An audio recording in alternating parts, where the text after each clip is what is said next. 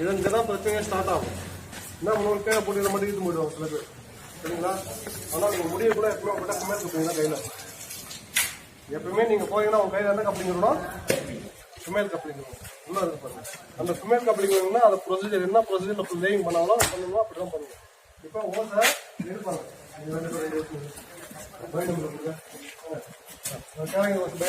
பாருங்க. Carrying hose by number 1 2 முடியா பொறுமையா செய்யா. அப்படியே தூக்கி வை. இதான் ப்ரொசீஜர். இப்பதான் தூக்கி வைக்கணும்.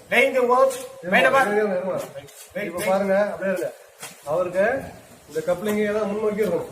இந்த கப்ளிங்கே உங்களுக்கு முன்னாடி இருக்கும். அப்பதான் திருப்பியும் லேயிங் பண்ணக்கூட இது ஃபர்ஸ்ட் கீழே விடும். அடுத்தது லேயிங். வண்டியில வந்து ஸ்பாட்டுக்கு போகணும். ஸ்பாட்டுக்கு போனா இந்த ஓசை லேயிங் பண்ணணும். லேயிங் ஓசை மட்டும் ஹோல்டு பண்ணி பிடி. ஓசை மட்டும் ஹோல்டு பண்ணு. 2 கப்ளிங் அப்படியே பிடி. பிடிச்சிக்கணும். ஏன்னா அடுத்த ஸ்பாட்ல ஒரு வண்டியில 3 ஃபயர்மேன் தான் வருவாரு.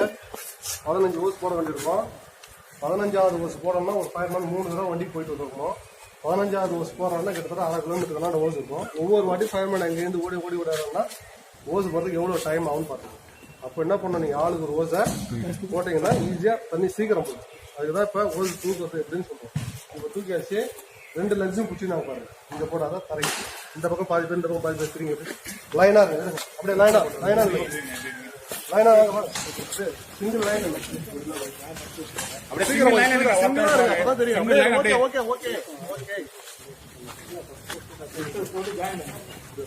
ரன்னிங் போறதுக்கு பாருங்க நல்லா பாருங்க.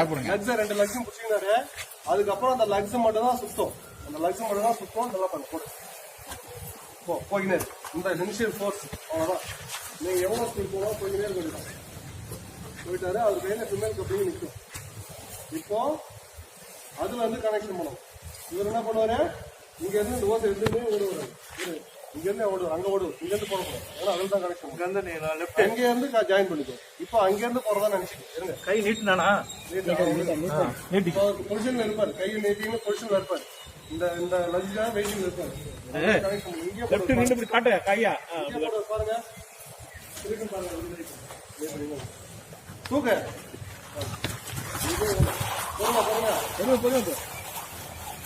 அங்கிருந்து போ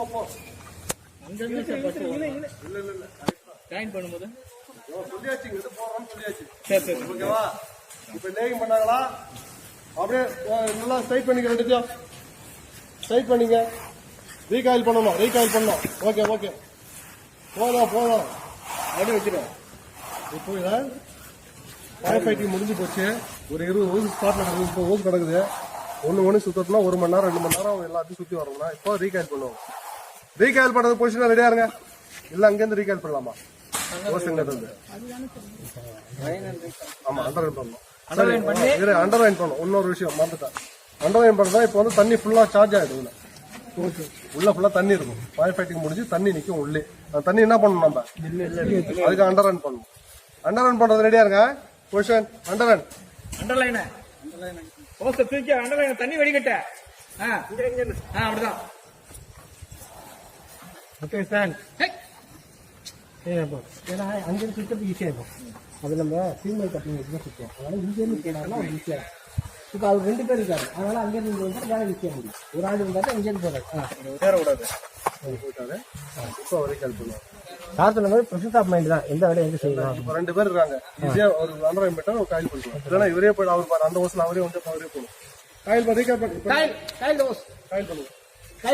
பாருங்க. அந்த கப்பலிங்க அப்படியே நல்லா பார்த்துங்க. அதுதான் காயில் பண்ற ப்ரொசீஜர்.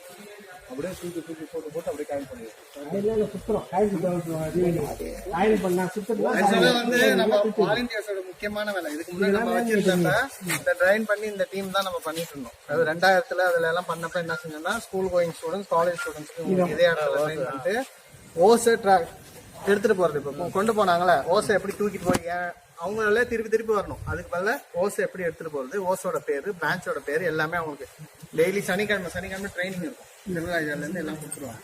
ஸோ அப்ப எனி டைம் அப்ப அடிக்கடி ஃபயர் ஆகும். இப்பெல்லாம் ஸ்பீட் பிரேக்கர்லாம் எடுத்தாச்சு. ஸ்பீட் பிரேக்கர் இருக்கிற இடத்துல ஃபயர் சவுண்ட் கேட்கும் போதே நம்ம ட்ரெயின்டு வாலண்டியர்ஸ் போய் நின்றுடுவாங்க. அப்போ வந்து டிரைவர்ஸுக்கு வந்து நம்ம ஆப்ரேட்டர்ஸ்க்கு நம்ம பசங்கன்னு தெரியும் வாலண்டியர்ஸ்ன்னு. அப்ப அந்த ஸ்லோ பண்றாங்களா பின்னாடி ஏறிடுவாங்க.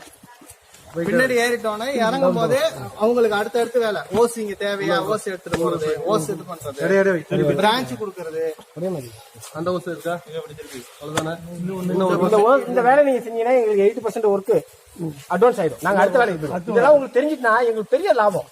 இது தெரியாதனால நாங்க இதுல மெனக்கிற டைம் எங்களுக்கு வேஸ்ட் ஆகுதுல. அதுதான் ஹெல்ப் பண்றான்னு சில பேர் வந்து சரி. பாதி பேர் ஹெல்ப் பண்றேன்னு என்ன தெரியுமா ஸ்பாட்ல செய்வாங்க, இதை தூக்குறேன்னு இப்படியே எடுத்துட்டு போய் இதை உருட்டி Shift ஆயிடும். என்ன பண்ணிடுவாங்கன்னா இதை புடிச்சுக்குவாங்க, இதை புடிச்சு இழுத்துட்டு போயினே இருப்பாங்க. அங்க போய் பார்க்கல பார்த்தா அவங்க பிரான்ச் போட முடியாது. பிரான்ச் எடுத்துவா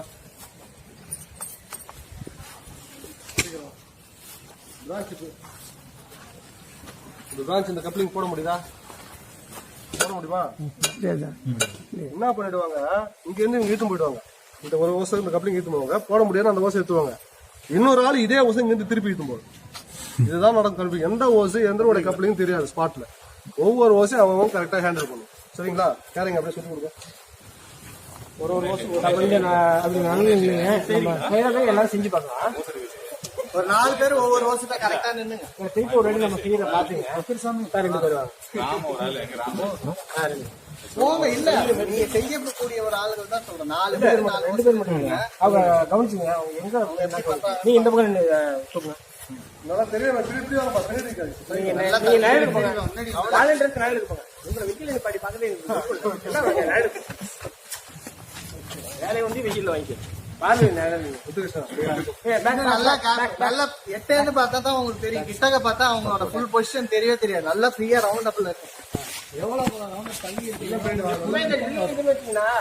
குதிரையில் ஆட வடிவம் சொல்லுவாங்க, யூ ஷேப். அதெல்லாம் நீங்க ஃபார்மேஷன் பண்ணுங்க. இது நல்ல ஒரு முக்கியமான விஷயம். அப்பதான் எல்லாருக்கும் அப்சர்வ் ஆகும். கன்ஃபியூஷன் இல்லாம இந்த ரோடே வச்சுக்கோங்க. 2 பேரும் சார் 2 பேரும் அவங்க ப்ரொசீஜர் சொல்லுவாங்க. பட் உங்களுக்கு அது ரொம்ப பிராக்டிஸா வரலாம் போனாலும் நீங்க ஓசை தூக்கி போட்டுதான் ஆகணும். அப்பதான் தெரிஞ்ச ஓஸ் பைல பாஸ் 1 லெஃப்ட் கீழே இந்த கப்ளிங் ஆடக்கூடாது. இது ஆடிச்சுன்னா என்ன பண்ணுவோம், மூஞ்சில அடிச்சா வெட்டிடும், அப்படியே கட் பண்ணிடும். பல்லு தெரிச்சிடும். இந்த கப்ளிங் ஆனாத மேல ரைட்டு கீழே லெஃப்ட் எங்க பாக்கணும், நேரா இருக்கும். எங்க பாக்கணும், ஸ்ட்ரைட்டா போகணும். ஸ்ட்ரைட்டா நீங்க டார்கெட் தெரியணும்.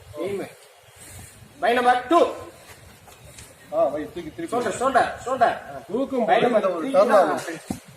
இங்க தூக்கும் போது ஒரு டர்ன் ஆகும். அப்படி டர்ன் ஆகல என்ன பண்ணும், அப்படியே டர்ன் பண்ணாம கீழே இருக்கு. அப்படி டர்ன் பண்ணாம டர்ன் பண்ணல தூக்கி அப்படியே இப்படி போயிடும். இப்படி போச்சுன்னா உங்களால லேயிங் பண்ண முடியாது. அதுதான் திருப்பி அந்த டர்ன் வரும்போது அந்த டர்னை அப்படி கையில சுத்திக்கு மட்டும் அந்த கையில ஒட்ட வச்சு டர்ன் பண்றாங்க. முதல்ல கீழே வைங்க, கீழே வைங்க. நீங்க கீழே வச்சு நீங்க ரெஸ்ட் நம்பர் 1 2 அப்படி அங்க ரொட்டேட் பண்றாங்க. இந்த கை அப்படியே கொஞ்சம் வச்சுக்கோங்க. இங்க வச்சுறாரு மறுபடியும் சாரி சூப்பரா இருக்குங்களா? அந்த டாக்டிக்ஸ் உங்களுக்கு வந்துடும். அது திருப்பி ஈஸியா போயிடும். அதுதான் உங்களுக்கு டாக்டிக். அப்படியே பிடிச்சி விட்டா வராதுங்கிறதா பார்க்கலாம்.